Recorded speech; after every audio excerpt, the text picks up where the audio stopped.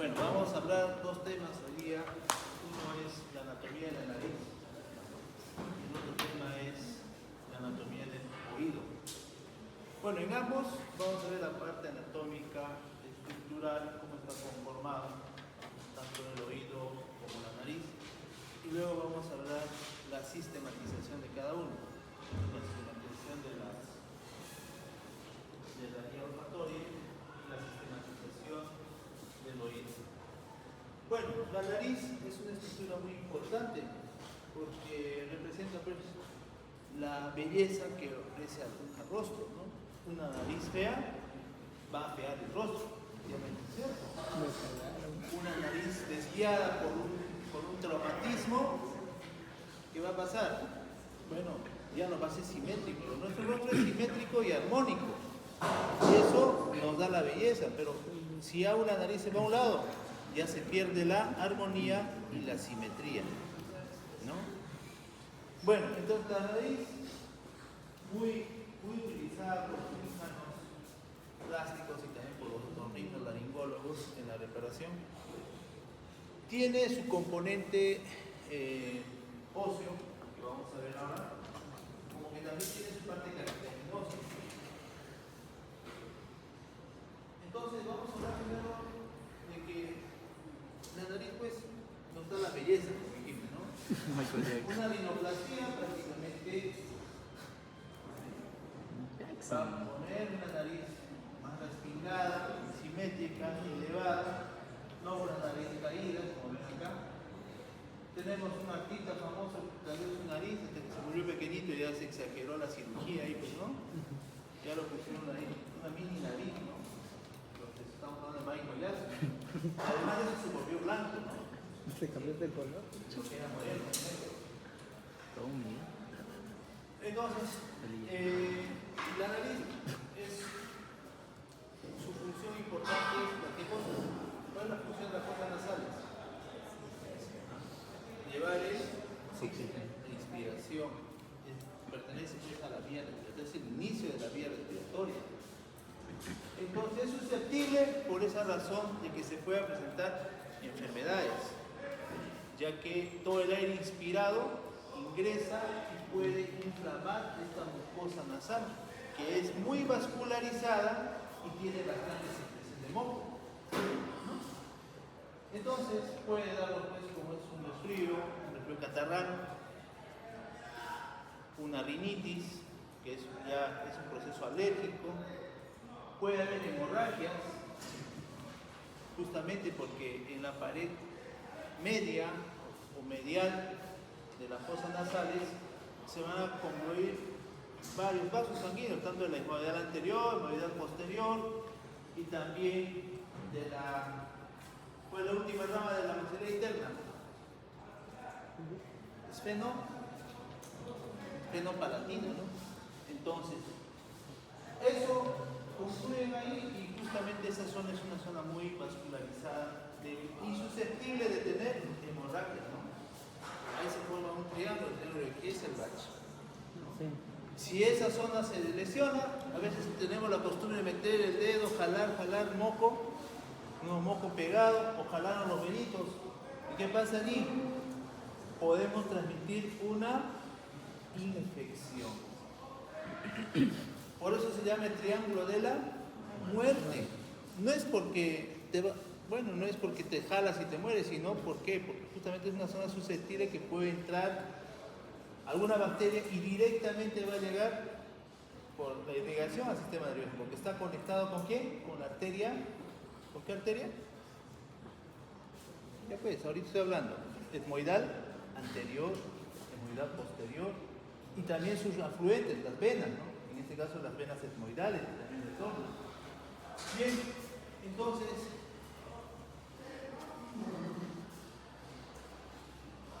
aquí no le ha dado una epistaxis, que es el término que se utiliza cuando tenemos un sangrado nasal, ¿no es cierto? ¿Sí? Y ese sangrado nasal, ya les dije, generalmente está lesionándose ¿quién? Los vasos sanguíneos del tabique nasal. Y miren acá, ¿qué observan en el rostro?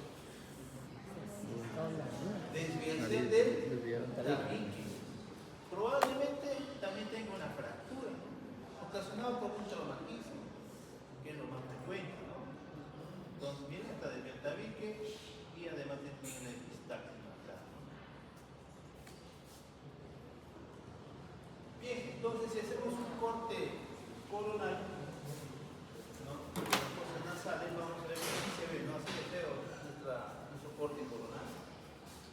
Y vamos a ver que la nariz tiene un tabique medio, ¿están viendo? Tabique medial. ¿Quién forma el tabique medial? Está formando la lámina perpendicular del etmoides, como el vómero. Y también el cartílago nasal, el cartílago del tabique nasal.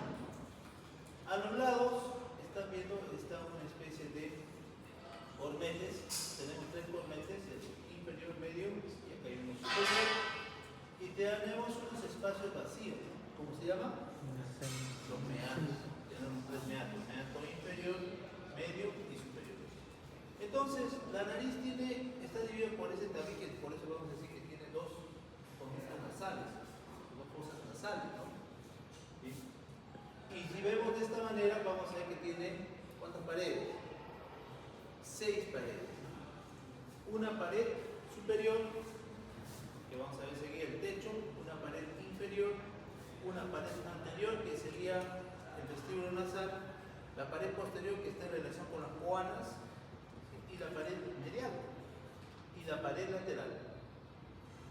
¿Ya? Esta es la medial, esta es la pared lateral, superior, inferior, anterior, que serían los vestíbulos nasales, y posterior, coana. Entonces, la pared superior, miren, es todo esto de la pared superior. ¿Qué estructuras óseas van a formar? Miren, están desde el mismo hueso propio de la nariz, a ese nivel. ¿Qué más? El hueso frontal, ¿están viendo? Frontal. Y acá hay otro hueso, ¿cómo se llama? La lámina cribosa del etmoides.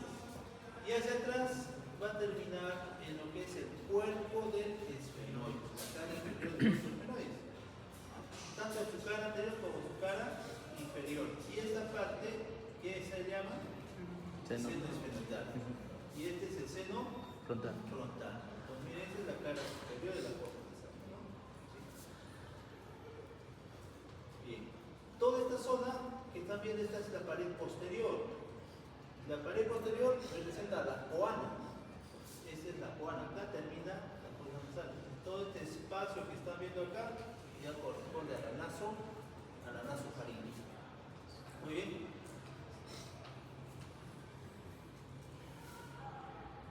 La pared inferior está formada por la unión de dos huesos. El maxilar superior y el hueso palatino. Entonces, los dos tercios anteriores lo representan, ¿no?, la apopsis palatina del maxilar superior, que se llama, ¿no? La apopsis palatina del maxilar superior. Y el tercio posterior, la porción horizontal de este hueso, que se llama palatino. Entonces, este piso, ¿no?, de la fosa nasal en la parte inferior representa el techo del paladar. El paladar duro. ¿Ya? Y este sería el piso de las fosas nasales. Y acá, aprovechando la imagen, ya tenemos la pared medial, ¿no?, de las fosas nasales.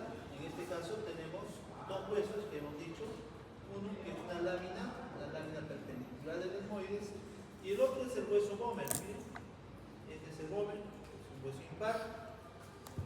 Entonces, este hueso se articula con la lámina perpendicular, pero en su parte anterior ya no es hueso, sino es cartílago, y es lo que se conoce todo esto como el tabique nasal, tanto óseo como cartilaginoso.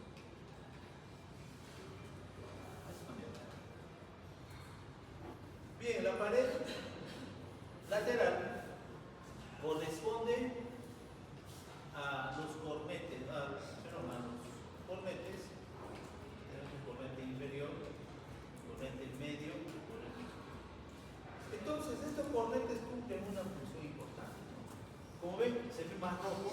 ¿Por qué? Porque es muy vascularizado. Vamos a ver ahorita su vascularización. También tiene bastante glucosa, está rojo.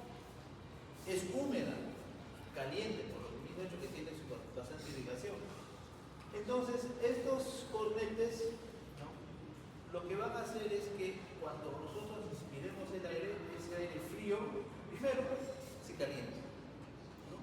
Se entibia, no se calienta, se entibia el aire que inspiramos. Choca con las paredes y ese aire que choca con estas paredes forma turbulencias, ¿no? El aire no entra así directo, sino choca, hasta llegar al nasofaríngeo.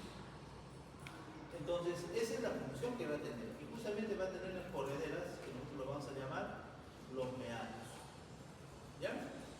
Bien, entonces esta pared lateral va a estar formado por estructuras óseas. Por ejemplo, en la parte medial vamos a encontrar al cornete inferior, que es un hueso propio de la cara.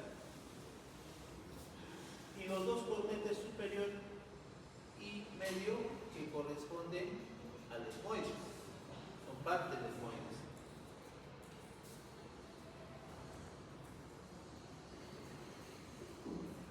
Vamos a ver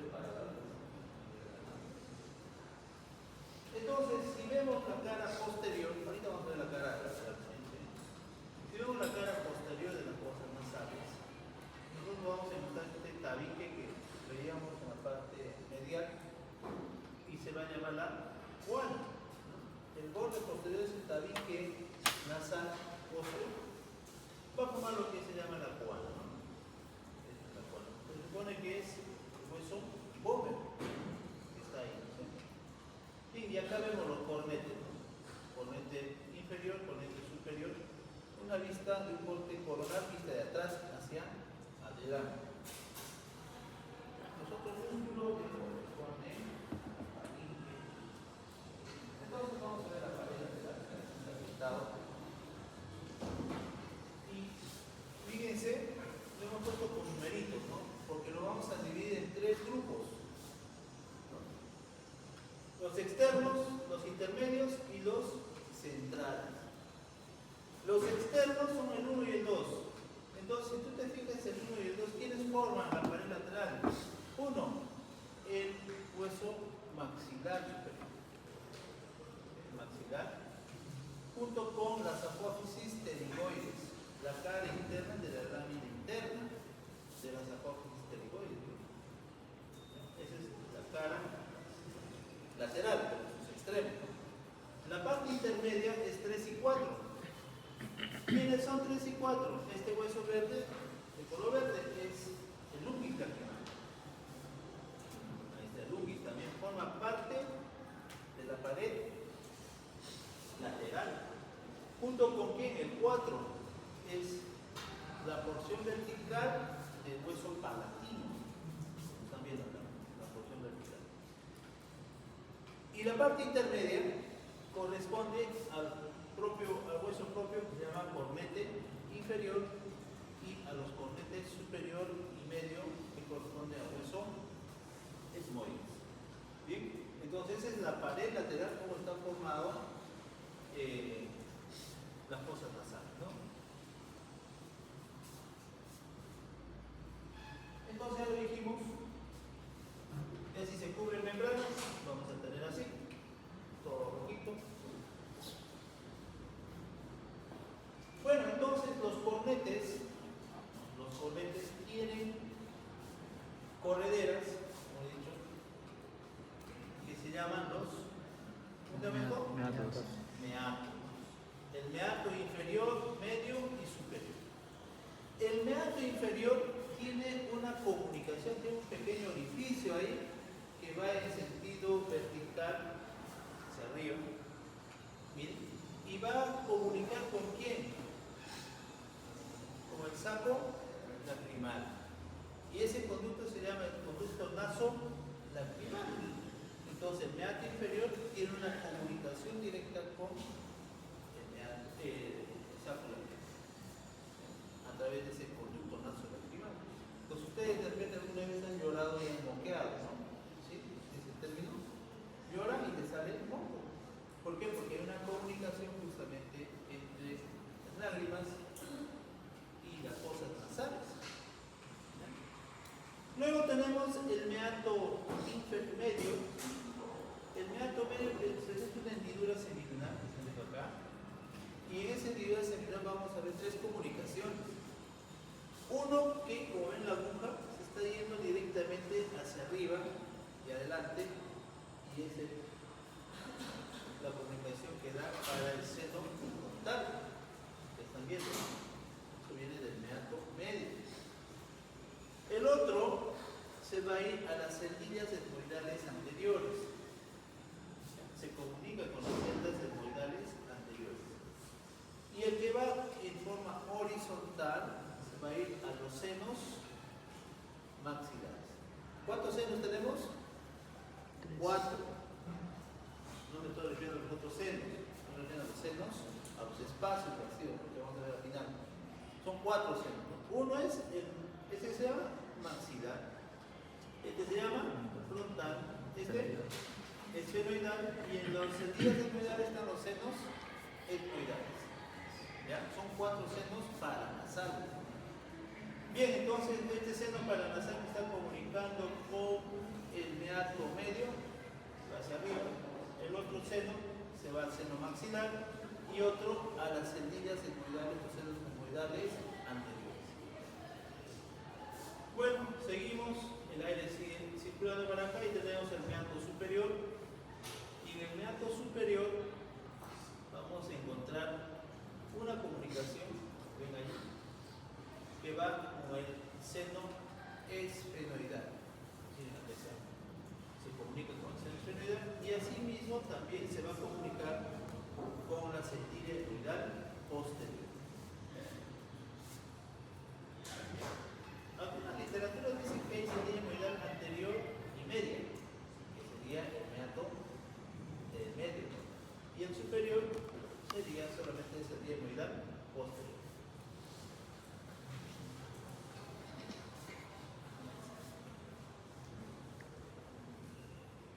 Bueno, entonces hemos dicho la pared medial, que lo forma el tabique nasal.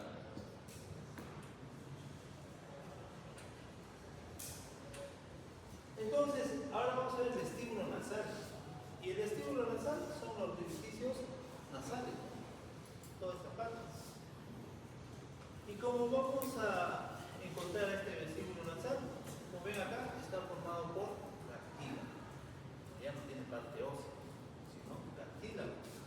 Entonces, vamos a ver que acá tenemos, como están viendo en la imagen, esto representa lo que es el cartílago nasal lateral, están articulados ahí. Tenemos el cartílago alar, que viene a ser esto, cartílago alar, y un cartílago medial que ya les dije que se llama el tabique nasal, que continúa hacia adelante del tabique óseo. Sí, entonces eso es lo que estamos formando prácticamente toda la parte cartilaginosa del vestíbulo nasal. ¿Sí? Entonces, ¿hay problemas? Sí, a ver, presenta un traumatismo, un golpe. ¿Qué cosa va a lesionar? Por lo general lesiona el tabique nasal, se desvía. Se puede fracturar el cartílago y eso a veces no se puede reparar, porque el cartílago no se llega a unir. Entonces, puede lesionarse el tabique nasal, como que también puede haber traumatismo. Como esta es una zona, no es ósea, es más suave, puede haber mordeduras. Personas que se muerden, ¿no? Cuando pelean, muerden y se quedan sin nariz, ¿no? Entonces se produce eso justamente por como también puede haber alguna patología, ¿no?, de tipo cancerígeno. Entonces, ¿qué se llama este cartílago? Cartílago alar. Y el tabique nasal.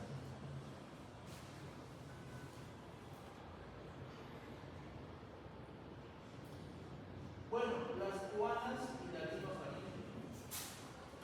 Hemos dicho que las coanas representan la pared, representa el límite posterior de las fosas nasales. Esta es la coana, todo este espacio que va formando. Y atrás continúa con quién? Con la nasofaringe.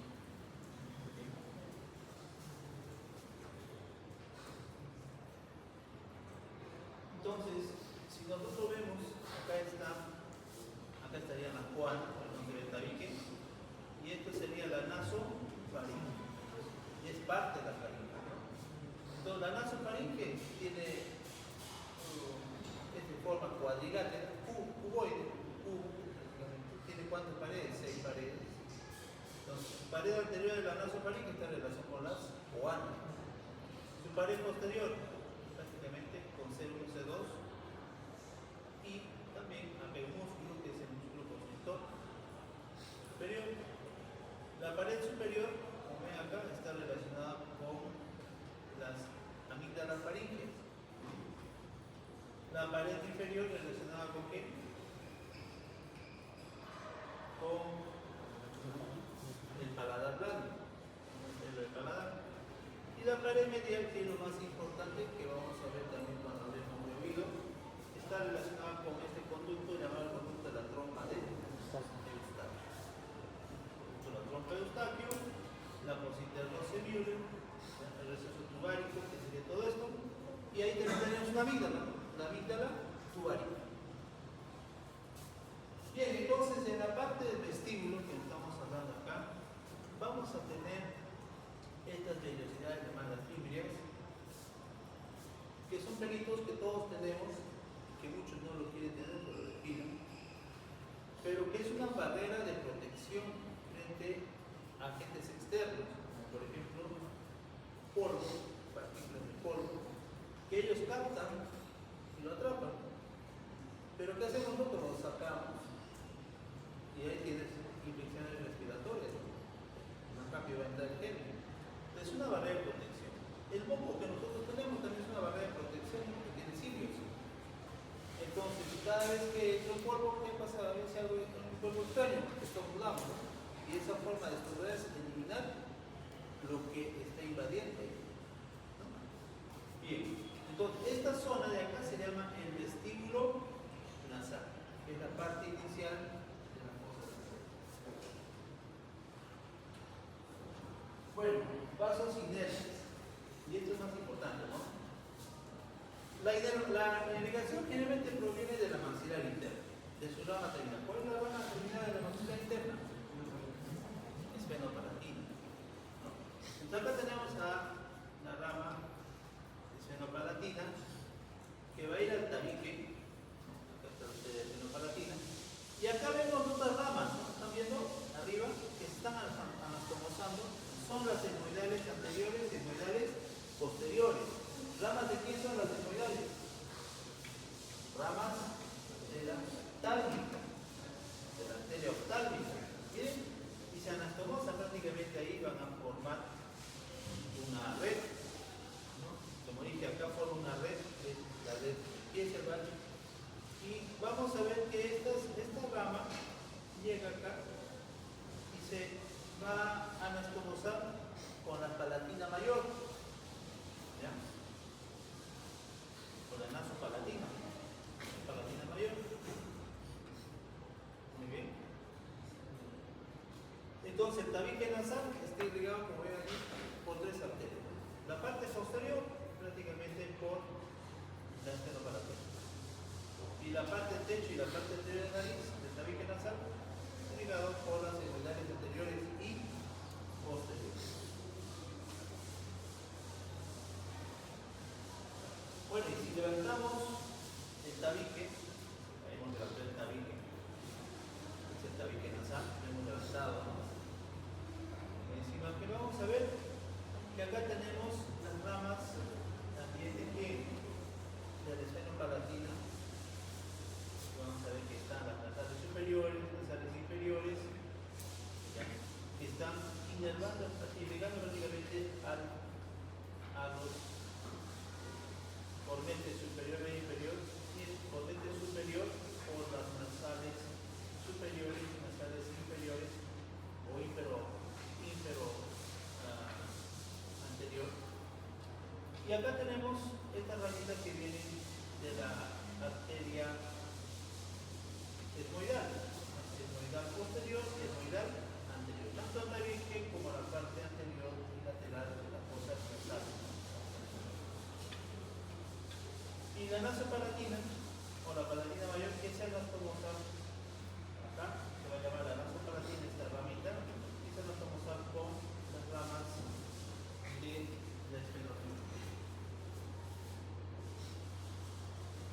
La inervación de las fosas nasales, vamos a ver que va a tener doble inervación.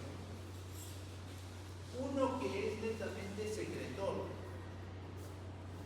dado por el trigémino.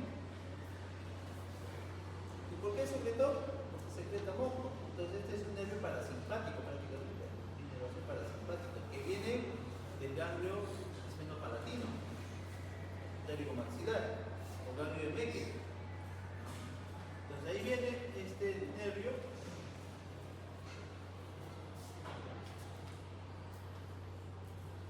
Luego tenemos otra inervación que viene por la parte de la rama de la etmoidal anterior, pero este también es sensitivo, ¿no? Igual que el etmoidal posterior, van a dar inervación sensitiva. O sea, las fosas nasales simplemente su inervación es netamente sensitiva dada por las etmoidales. Y el trigémino, a través de las ramas de nasales anteriores, nasales posteriores, ¿no? Va a estar dado por el ganglio esfenopalatino, que le da inervación parasimpática. Bien, entonces abrimos aquí, estamos viendo acá el ganglio. ¿Cómo se llama este ganglio? Esfenopalatino. Bien. Entonces va a dar sus ramas, miren. ¿Cuántas ramas da este ganglio? ¿Ramas eferentes o aferentes?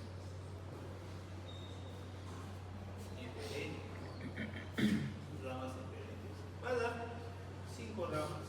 Uno, que es las nasales superiores y posteriores. Luego la nasal inferior. Luego la palatina mayor y la palatina menor. Y otra ramita que se va atrás hacia la nasofaringe, que se llama la faringe de Buck. Bien. Y esta proviene de una rama importante de la faringe. ¿Quién le da una inervación parasimpática a este ganglio? Le va a dar el nervio iridiano. ¿Sí? Miren, acá está el nervio iridiano. Llega el nervio iridiano trayendo 2 ramas, ¿no? Uno que se llama el petroso superficial mayor, que es rama del facial, parasimpático el facial. ¿De qué núcleo? Ustedes ya saben, neuro, ¿no? ¿De qué núcleo es? Salival superior, lacrimobuco-nasal, ¿qué núcleo? Del facial. Lacrimobuco-nasal. Entonces, esa información le va a dar información parasimpática a este ganglio de Meckel. Y también viene una rama simpática, ¿no? Que se llama el petroso profundo. Pero ese viene del plexo carotidio. Bueno, los dos nervios llegan juntamente ahí para dar inervación parasimpática y simpática a todo esto. ¿Lo simpático qué produce?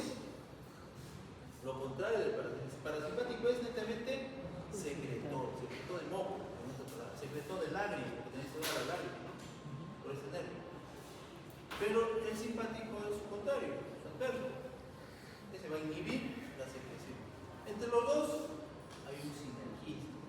Ni mucha secreción ni mucha inhibición. Entonces eso va a producir acá un control de la secreción. Claro, cuando estamos con una infección, ¿qué cosa va a predominar? El parasimpático. Por eso nosotros tenemos bastante en una alergia está predominando el parasimpático. ¿Por qué? Porque estás saliendo bastante moco. Una rinitis. Bien, entonces esta información que están viendo acá es para simpático, o sea, es secretor, no se olviden, dado por él. No vayan a decir que es sensitivo. La pregunta que se había preguntado, ¿no? ¿La inervación es sensitiva, motora o sensorial? ¿O secretora? ¿O neurovegetativa, como lo pone el autor? Neurovegetativa. Secretor. En cambio, este sí es inervación sensitiva, netamente. ¿Y quién la está dando? El etmoidal anterior y el etmoidal posterior.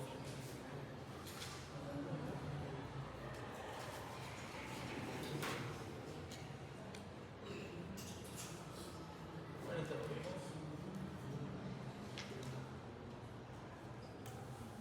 ¿Qué son los penosenos paranasales? Los senos paranasales son cavidades neumáticas que están dentro de la cara y cabeza, cuya función es disminuir el peso de la cabeza.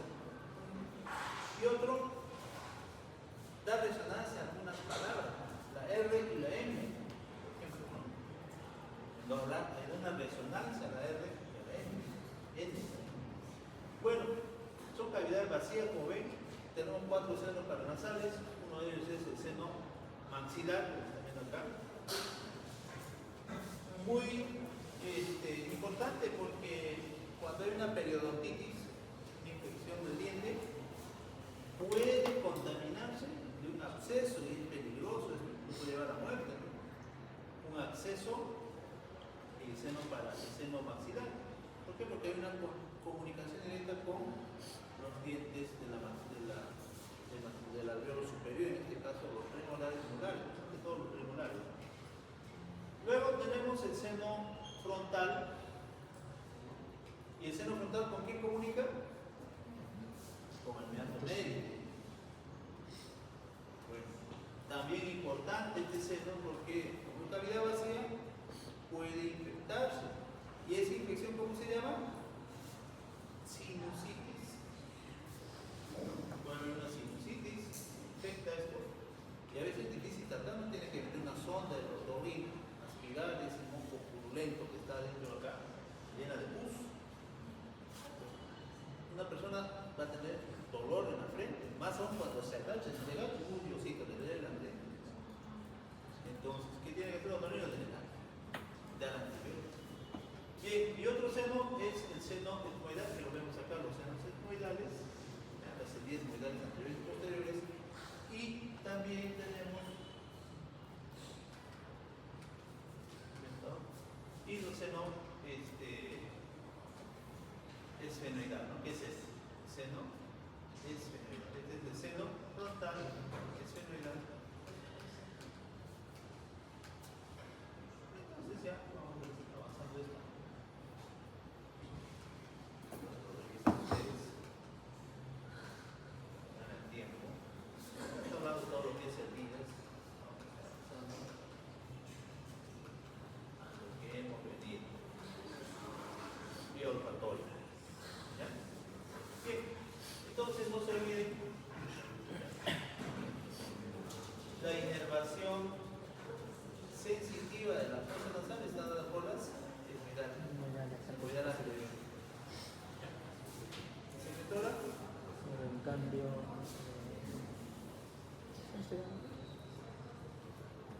La faringe también, ¿no? La parte sensitiva de la faringe va la nasofaringe, sensitiva. Y la parte secretora, ligera, pero ligera entre comillas, ¿no? ¿Por qué? Porque hay información del ganglio de Meckel, información parasimpática, secretora, supongo. Vía olfatoria. Bueno, cuando hablamos de la vía olfatoria, estamos hablando del primer par craneal, ¿sí? Llamado el par 1. Pero ustedes de repente han escuchado al par 0, no al colombiano, sino par 0 o nervio terminal.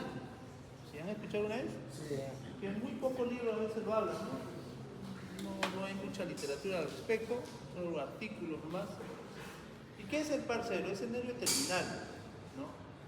Ya clásicamente pues se conocían pues 12 pares craneales, no se sabía dónde poner este par 0, que es rudimentario, atrofiado, que no ha desarrollado, y le pusieron el par 0, número 0. Entonces, este se origina en las paredes de la fosa nasal y en la tabique nasal. Comienza a ascender junto con el nervio olfatorio. ¿Ya? Pasa también la lámina cribosa. Y va a ir junto con el bulbo olfatorio. Va a ir, y va a terminar a nivel de la sustancia perforada anterior. Probablemente se pierde ¿dónde? En el hipotálamo. ¿Qué parte del hipotálamo? Preóptico medial, núcleo priótico medial, porque el núcleo priótico medial ¿con qué está relacionado? Con el deseo sexual. Pero felizmente en el hombre este par cero no ha evolucionado. ¿En quiénes está evolucionado? En los animales. En los animales domésticos, silvestres, que son carnívoros, que todo, ¿no? El perro, el puma, el león. ¿Para qué utilizan este par cero que está muy desarrollado? Pues el olfato del perro es desarrollado. Los animales silvestres, ¿para qué utilizan este par cero? Primero, para sobrevivencia. Buscan su alimento con el olfato. Imagínense si no tendría olfato un tigre, un oso, se muere, ¿no? Porque no podría tener no tendría su alimento, ¿no? No podría cazar. Y el otro es que a través de este olfato ellos pueden detectar las feromonas. ¿Sí? Y el detectar feromonas hace que continúen su reproducción. Se reproducen a través de eso. Imagínense el hombre que tenga desarrollado este par cero.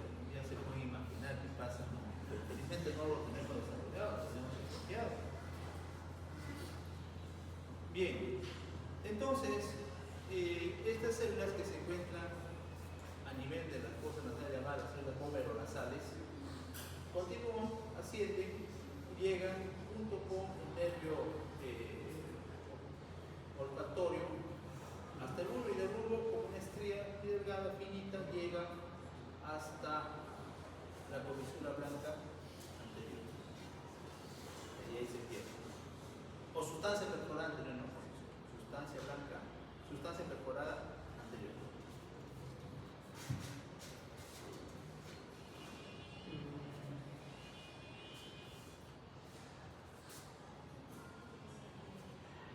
Ya en la vía olfatoria, nosotros vamos a ver que la vía olfatoria tiene 4 neuronas.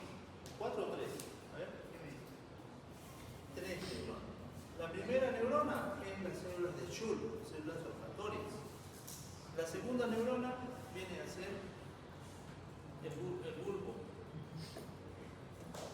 El bulbo olfatorio, donde va a haber células mitrales y células en penacho, con las que hace sinapsis.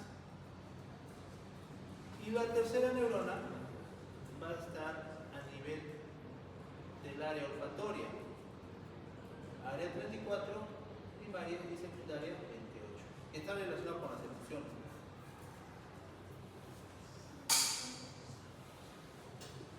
Bien, entonces tenemos primera neurona, célula de Schultz, que se encuentra prácticamente en lo que se conoce como la pituitaria amarilla. Todo lo que es rojo en la fosa nasal es la pituitaria roja, ¿no? Bien, y todo lo que está en el techo se llama pituitaria amarilla. Entonces ahí tenemos un grupo de células llamado las células Schultz, que son células especializadas que captan el olor a través de sus cilios. Y sus axones van a llegar hasta el bulbo olfatorio, atraviesan la lámina cribosa y van a formar el conjunto de axones el nervio olfatorio. Entonces, el bulbo olfatorio vamos a encontrar ya la segunda neurona, porque hay sinapsis con las células mitrales y células en penacho. Y las neuronas de asociación que también se encuentran allí, que están dentro de lo que es el bulbo olfatorio, tanto células granulosas como perigranulares, glomerulares. Y la tercera neurona, ¿dónde dije? Está en el área olfatoria, de la corteza olfatoria, área 34 y área 28.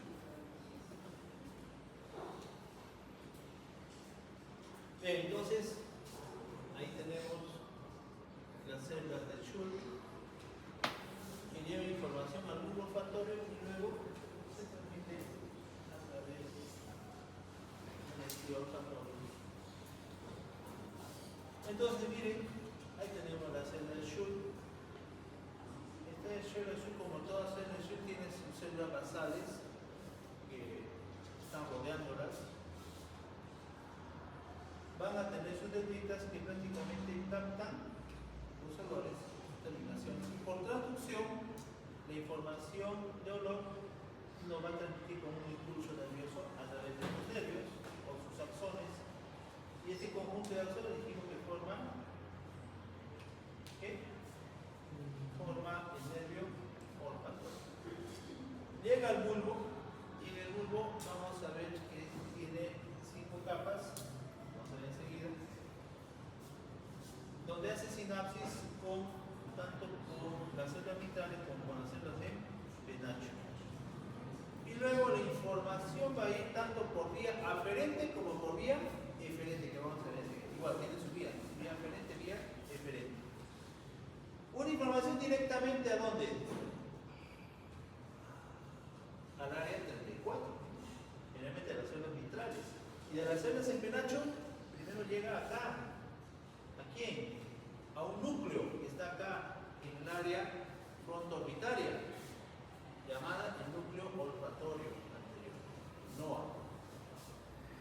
Este núcleo olfatorio anterior que se encuentra ahí es muy importante, porque ahí se discriminan los olores en el núcleo olfatorio anterior. El núcleo olfatorio anterior es la zona donde nosotros vamos a discriminar el olor en esa corteza.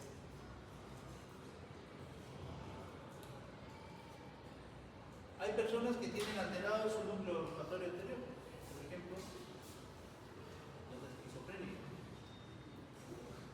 que ellos pueden tener alucinaciones olfatorias, donde el olor de letrinas lo huelen al olor del perfume, y el olor del perfume lo sienten como olor a letrinas. Son sus alucinaciones olfatorias, justamente porque una alteración del NOA, núcleo olfatorio anterior. Como que también hay una respuesta contralateral. Miren, este se va al otro lado a través de la comisura blanca anterior para llegar al contralateral, o sea, al otro bulbo olfatorio, a la otra cintilla olfatoria. Y acá está retornando la información contralateral. ¿Sí? ¿Están viendo? Eso vamos a ver en la vía aferente y eferente. Bueno, entonces tenemos en el bulbo se va a formar lo que se llama el glomérulo olfatorio. Por eso se llama glomérulo, la parte glomerular. Tiene 5 estratos, 5 capas. Bien, acá está. Bueno, primero ingresa el nervio, como están acá, las raíces del nervio olfatorio. Y ese conjunto de raíces ingresan al bulbo olfatorio, se llama la capa del nervio olfatorio. ¿Ya? Esta es la capa del nervio olfatorio. Luego hacen sinapsis con la capa hacen sinapsis con los axones de las células en penacho y también con los axones de las células vitrales. Miren, acá están haciendo sinapsis. Y ese se va a llamar la capa glomerular. La capa glomerular es donde hacen sinapsis los axones de las células en penacho, células vitrales, con el nervio de Schultz o nervio olfatorio. ¿Okay? Luego, miren acá, vamos a encontrar los cuerpos celulares de las células en penacho, y ahí vamos a encontrar la capa plexiforme, formado por los axones de las células vitrales y las neuronas en penacho. Luego la cuarta capa ya corresponde a la neurona de las células vitrales, al cuerpo de las células vitrales. Juntamente, miren acá está bien, con los axones de las células en penacho, van a formar lo que se conoce como la capa de células vitrales. Y finalmente, la última capa es la capa granulosa, donde vamos a encontrar a células granulares que hacen conexión generalmente, y también a los axones a las neuronas de axón corto. Entonces esta capa granular va a estar en esta zona, por eso se llama capa granulosa. Bueno, ya aquí salen los axones, pues, tanto de las células vitrales como células de penacho, y van a formar en conjunto las cintillas olfatorias.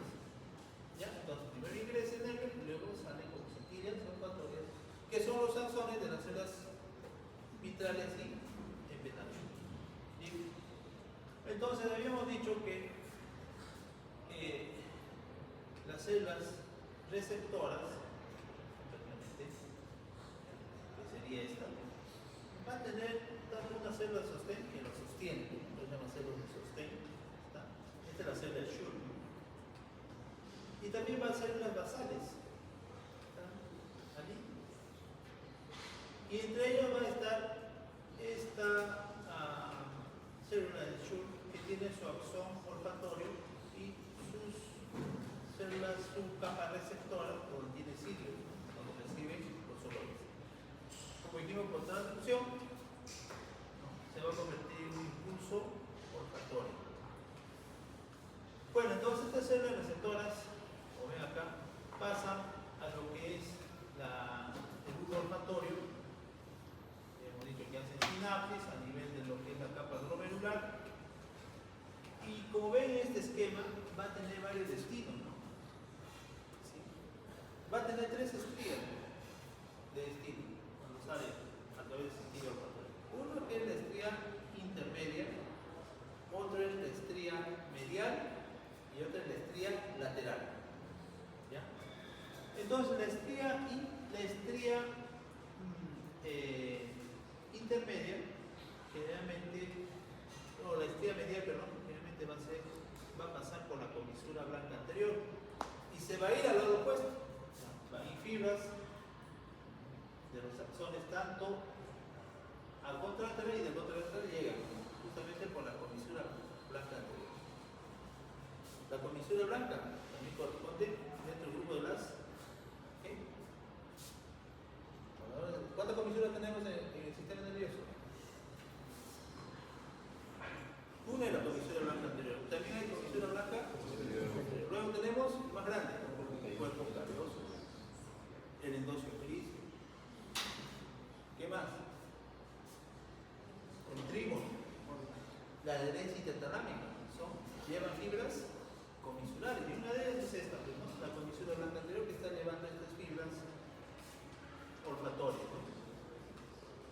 Luego vamos a ver que también entre las fibras intermedias se van a ir tanto aquí lo subcalloso como a la sustancia perforada anterior. Cuando hablaba de la sustancia perforada anterior y de repente se iba pues al núcleo preóptico medial, ¿qué función tiene el preóptico medial?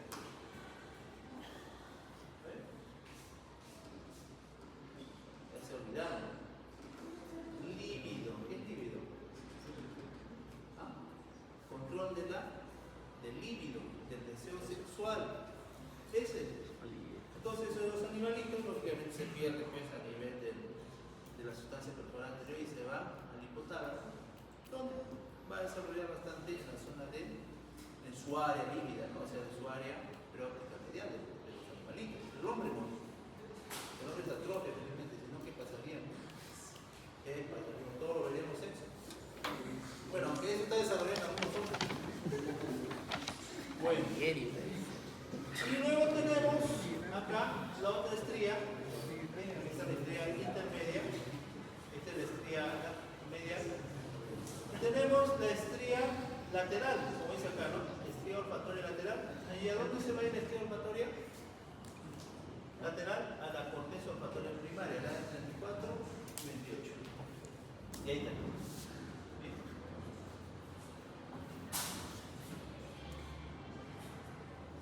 Igual aquí, capa mucosa, tenemos la capa epitelial,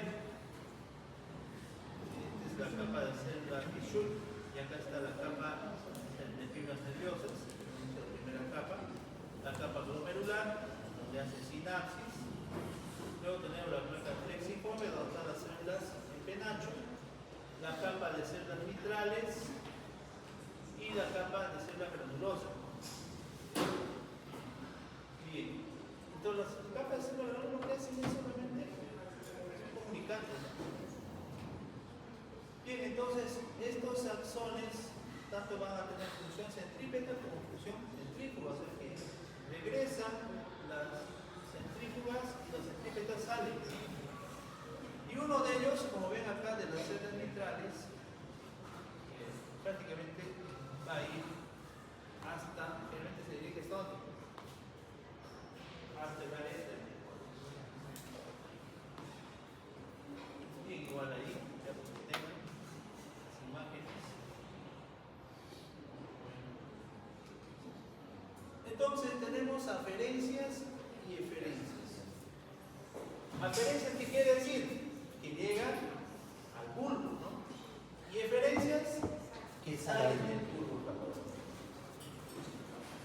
¿Qué aferencias tenemos del bulbo olfatorio? En la célula piriforme olfatoria. Bien. Tenemos el mismo bulbo olfatorio contralateral. Del otro bulbo viene información al otro bulbo. Corteza olfatoria primaria. Claro, de la corteza olfatoria primaria también retorna la información aferente al bulbo. No solamente va, sino también retorna. De la banda diagonal de Broca, esa se encuentra en el área subcallosa, que ahí también viene la información. ¿Y de qué más? ¿Qué es NOA? Núcleo olfatorio anterior. El núcleo olfatorio anterior también tiene la información hacia el núcleo olfatorio. Las células piriformes olfatorias son las células de Schur. Claro, viene de fuera hacia el bulbo. Son aferentes.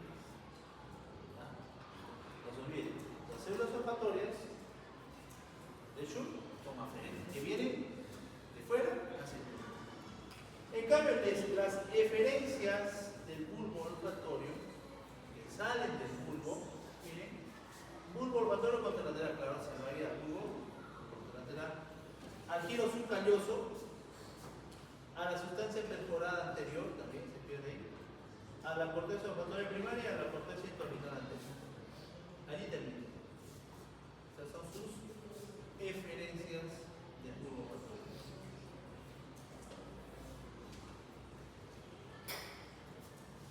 Entonces vamos a tener bulbo, núcleo olfatorio anterior, cinquilla y estrías olfatorias. Ahí tenemos el núcleo olfatorio anterior, que indica cuál era la función. Y ahí tenemos las estrías, ¿no? Estría medial, congénera, fisura blanca anterior. Luego tenemos el área subcallosa, bueno. Luego tenemos sustancia perforada anterior, es la estría intermedia, y estría lateral hacia el área 34 y 28, la corteza olfatoria.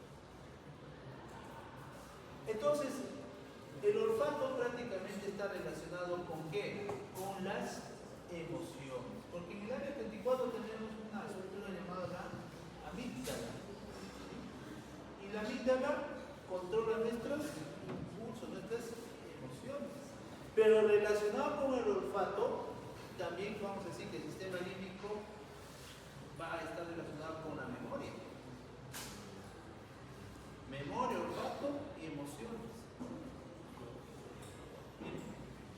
Entonces, si uno, por ejemplo, yo le saludo a la señorita y siento un perfume que me hace retroceder en el tiempo hace 40 años, donde yo tenía una enamorada que tenía ese mismo olor, me va a traer el recuerdo, ¿no? Oye, ese olor lo he olido en algún sitio. Ah, ese mismo olor era de mi ex. ¿Cierto? Huele y olía. ¿Por qué? Por el olfato, retrocedí en el tiempo, memoria. ¿Qué más? Sentimiento, me puso un poco sentimental, ¿no? ¿Por qué se le subir ese sentimiento? A uno le va a traer de repente rencor, ¿no? Esa maldita me ha dejado otro. Su sentimiento. ¿Entienden? Estamos haciendo un ejemplo, chicos, para que lo puedan entender cómo se relaciona el olfato con el sistema límbico. ¿Por qué? Porque aquí adentro, esto que está viendo el negrito, ¿qué es? La amígdala. ¿Ya? Bien, entonces ya en resumen, el esquema que hemos visto, parece un laberinto esto. Bien, tenemos aquí células de Schutz, nervio óptico, el glomérulo. Luego tenemos las células mitrales, células en penacho. Como ven, todas van a través de varias vías. Unas se van y vienen del contralateral. ¿Por qué? Porque acá hay terminaciones nerviosas, ¿no es cierto? Axones. Están haciendo sinapsis, viene contralateral con las mismas células, en este caso con las células granulosas. Miren, las del contralateral llegan y hacen sinapsis con las células granulosas. Y esa granulosa va a hacer conexión con las células mitrales. Y a su vez las células mitrales cuando salen hacen sinapsis tanto las glomerulares como las en penacho, pero la mitad como en penacho hace sinapsis con un olfatorio anterior, más que todo las en penacho. Y va a tener tres destinos, ¿no? Miren acá. Uno es la estrella olfatoria intermedia, que va a la sustancia perforada anterior. Otra es a la estrella olfatoria medial, esa se iba a la comisura blanca anterior, miren, están viendo. Y otra se va a la corteza olfatoria, que sería la estrella olfatoria lateral. Entonces las tres estrías están en este esquema. Muy bonito. O sea, parece feo, pero si lo comienzan a analizar, es más entendible. ¿Sí?